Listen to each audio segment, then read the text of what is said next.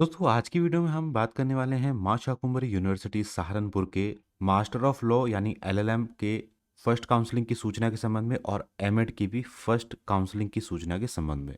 तो बने रहें वीडियो मेरे साथ अंत तक। और चैनल पर अगर आप नए हैं और एमएसयू से रिलेटेड हर एक जानकारी प्राप्त करना चाहते हैं तो हमारे चैनल को जरूर सब्सक्राइब करें और बेल आइकन के बटन को दबा के ऑल पे सेट करना बिल्कुल ना भूलें, ताकि हमारी आगे आने वाली सभी वीडियोस की नोटिफिकेशन आपको मिलती रहे। तो चलिए दोस्तों शुरू करते हैं बिना किसी देरी के।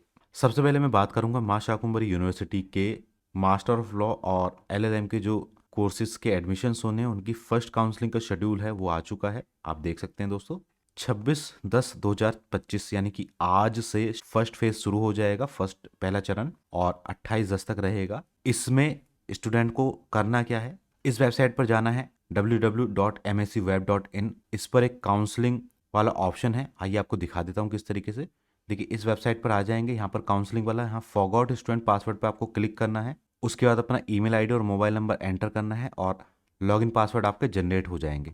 ईमेल आईडी और मोबाइल नंबर यहाँ पर एंटर करना है, कुछ भी एक कर सकते हैं। उसके बाद यहाँ पर ये कैप्चा एंटर करेंगे, गेट पासवर्ड करेंगे, आपका पासवर्ड लॉगिन आईडी जनरेट हो जाएगा। उसके बाद उस रजिस्ट्रेशन में आप लॉगिन करके फिर यहाँ से आपको लॉगिन का ऑप्शन मिल जाएगा। जब पासवर्ड आपके पास आ जाएगा तो यहाँ से लॉगिन कर लेंगे।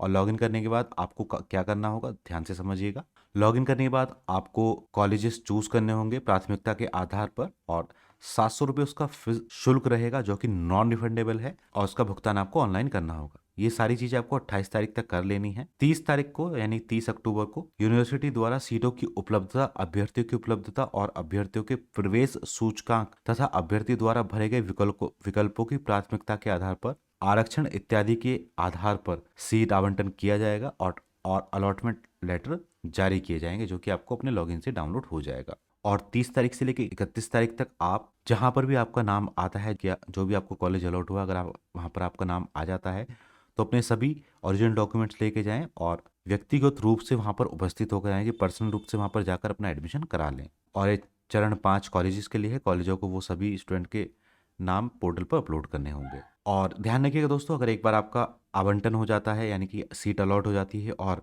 एडमिशन हो जाता है तो उसके बाद में आपको किसी भी तरीके से किसी और कॉलेज में ट्रांसफ़र की अनुमति नहीं दी जाएगी। ये चीज़ आप ध्यान रखिएगा। और दूसरी महत्वपूर्ण बात यह है कि जो 700 रुपये आपके नॉन रिफंडेबल फीस जाएगी वो किसी दशा में वापस नहीं की जाएगी। सीट का जो अलॉटमेंट है प्रवेश सूचकांक, अभ्यर्थी द्वारा भरे गए विकल्प की प्राथमिकता और सीटों की उपलब्धता के आधार पर है। तो ये 700 रुपये इसलिए लिखा हुआ है नॉन रिफंडेबल, वो तो आपके जाएंगे ही जाएंगे। और अगर आपका नाम आ जाता है और आप एडमिशन नहीं लेते हो तो आगामी काउंसलिंग की प्रक्रिया में कारण बताते हुए विश्वविद्यालय में आवेदन पत्र जमा करने पर सम्मिलित किया जाएगा। तो ये चीज़ दोस्तों ध्यान रखिएगा। चलिए अब बात करते हैं एमएड की काउंसलिंग की।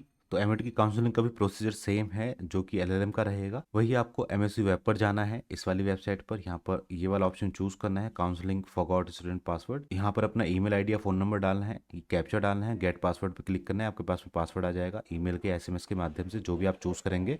पासवर्ड मिलने के बाद आप यहाँ से लॉगिन कर सकते हैं। लॉगिन करने के बाद अपना प्रेफरेंस चूज करेंगे जो कि यहाँ पे दिया हुआ है, जिसकी लास्ट डेट 28 तारीख रहेगी। और उसके आपके 700 रुपये जाएंगे जो कि नॉन रिफंडेबल, आपको वापस नहीं होंगे।